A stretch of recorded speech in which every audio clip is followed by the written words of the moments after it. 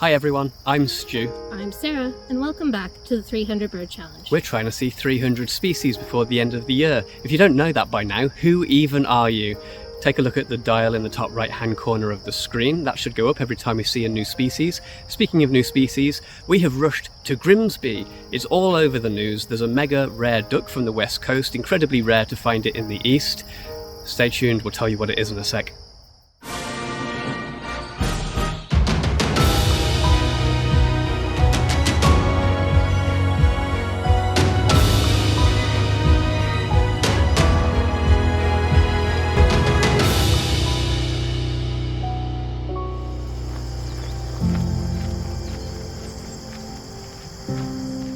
Okay everyone, welcome back. As I mentioned, we're looking for a mega rare bird this morning. Sarah, what are we looking for? We're looking for a cinnamon teal. Normally that is found on the west coast, but it's found its way here to Ontario. It's making all kinds of news headlines. Here it is on the CBC News website. Normally it's found on the west coast. If you've been watching us for any length of time, and if not, why not? We were in California last year doing a 250 bird challenge there and in Ontario. We didn't find that bird in California where it's normally found, but lucky for us, here it is. It's a duck that Sarah's wanted to see and was sad to miss in California. Maybe we can make up for it and find it today. Let's take a look around Grimsby wetlands. Grimsby is between Hamilton and Niagara on the south shore of Lake Ontario, and for us, coming from Toronto and setting off before dawn to avoid traffic and crowds of birders, it took just over an hour to get there. Grimsby wetlands used to be the site of a couple of redundant sewage lagoons, but since the early 2000s, Hamilton Naturalists Club has worked on creating a natural wetland habitat. We hot-footed it along the footpath to the marshes without really looking for any other birds just yet, although we did give this fella a bit of an early morning wake-up. This downy woodpecker was probably sheltering in this nest box overnight. Initially we visited this pond, just assuming the teal was here. Not sure why we did that, it's much smaller than the main marsh. So we corrected course and moved further north. We then basically had to scan this large area for a duck that we'd never seen before, bearing in mind also this is in September and many of the duck species are currently in eclipse plumage, in other words dull, non-breeding plumage. Well, this ain't no duck. Things started a little slowly in the early morning light.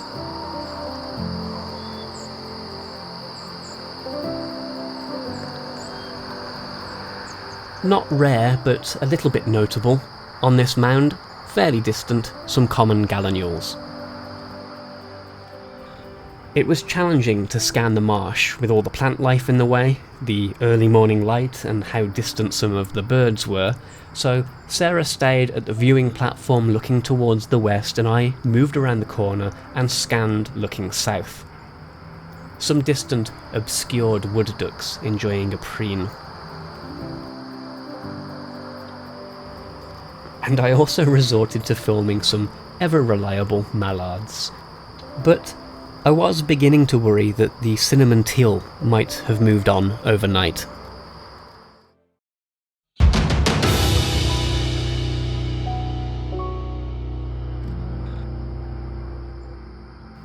I continued to scan the marsh.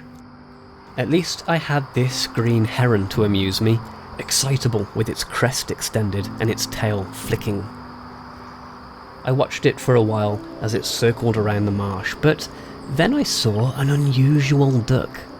As usual, this footage is significantly clearer now than what I see out in the field when I'm viewing it through a half-inch sized viewfinder, so at this point I wasn't sure what I was looking at. And just then, Sara texted me. I sent Sara a photo from the back of my camera.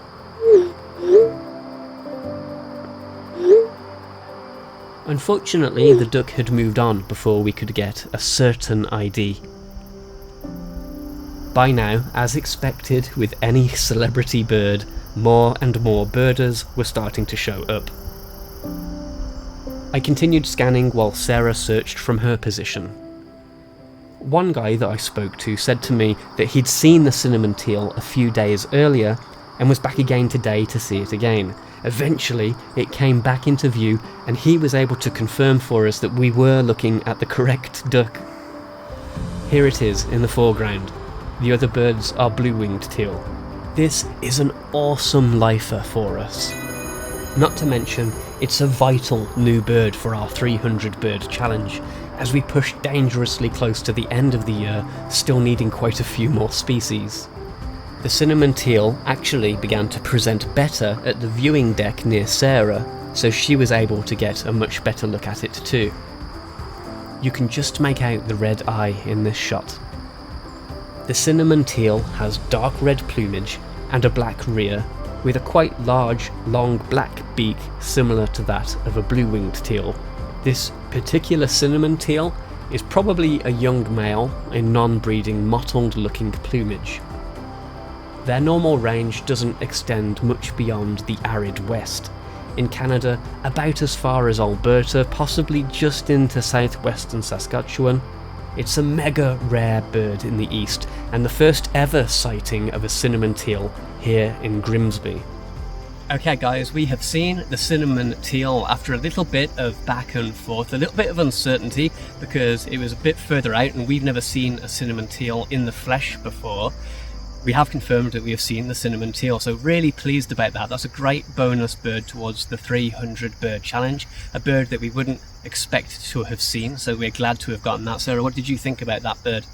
Obviously really glad to get it for the 300 bird challenge. Still would really like to see a cinnamon teal in full breeding plumage, because it wasn't as striking as what I was hoping to see, but it was still really a great add. So back to California at some point to see a really nice looking cinnamon teal. Hold that thought, we'll think about it. Anyway guys, we're going to take a quick break here, but we'll see what else is around, either on this marsh or there's a meadow area and another small pond. We'll be back in a second after this break. Thanks for watching.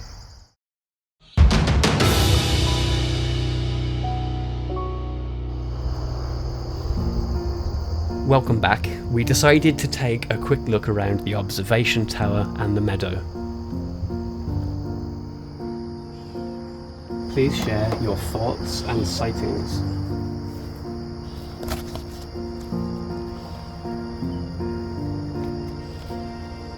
What did the wall say to the other wall? Meet me at the corner, ha ha ha ha. P.S. Have fun, but it's cold. I am 3 foot tall, and that little window was perfect eye height. Christopher Fritz. Ladies and gentlemen, the young birders of the future.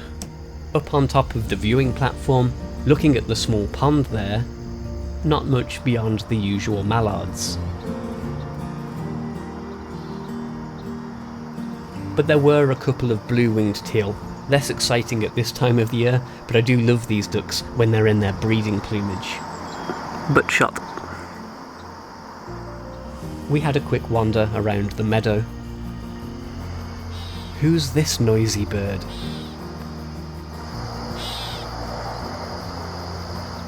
There's a few of these small snails around. There's 2 different species, I believe, that look very similar. There's the white-lipped snail and the brown-lipped snail. But I don't think you can identify them down to species because although this one has the white lip, there's crossover. The white one sometimes has a brown lip and the brown one sometimes has a white lip, is my understanding, but there you go. Quite a few white-throated sparrows around this morning. We'd been hearing their shy little peeping sounds. And plenty of song sparrows too, no longer singing, unfortunately, as we head inexorably towards winter. There's a few purple martin nest boxes here at Grimsby Wetlands. Unfortunately, they're very quiet today. That's because the purple martins have already migrated south back to South America. They leave Ontario towards the end of August generally. This year, Sarah was just checking, it looks like Long Point Observatory had a mass migration of various swallows, including purple martins, on September the 6th this year. Speaking of swallows, we missed a really obvious one. The bank swallow breeds at Scarborough Bluffs not too far from where we live in Toronto, also known as the sand martin in the UK, I believe. So that was a bit of a miss for us, really. We should have gotten down there and gotten that bird, but we didn't. Oh well, we'll have to make up for it. Maybe we have with the cinnamon teal. Anyway, we're looking around this meadow. Stay tuned, guys. Just in case I haven't gone on long enough about summer being behind us, here's some goldfinches devoid of most of their bright yellow as they head towards a tan brown colour. What a manky goldfinch. As we were leaving, we got smashing views of a green heron thanks to a nearby blind. Okay guys, bit of a shorter video for you this week, but that's because we're off to New Jersey, so next time you hear from us, we'll be coming to you from there. Thanks for watching this video, guys. It was a bit of a sleepless night and a very early morning drive in the dark, but it was worthwhile to get that cinnamon teal. Really pleased to see it, as we mentioned. Thanks for watching this video. Hope you enjoyed it. Please leave us a comment. We like to hear from you guys, and hitting the like button will help other people find the channel, so we really appreciate that too. Last of all, please, if you're not subscribed already, hit that red subscribe button followed by the bell, and that will give you notifications whenever we post a new video. You'll be the first to see it. Thanks for watching this video, guys. See you soon. Happy birding. Bye for now. Bye. Guys, look at this. Hundreds, if not thousands, of tree swallows actively migrating. We had never been lucky enough to witness such a spectacular migratory event before, as these thousands upon thousands of tree swallows flew overhead away from Canada and the northern USA, where their supply of flying insect food would be starting to dry up hundreds of miles to the southern USA and Mexico, Central America and the Caribbean. Next spring, these birds will be a very welcome sight back in Canada.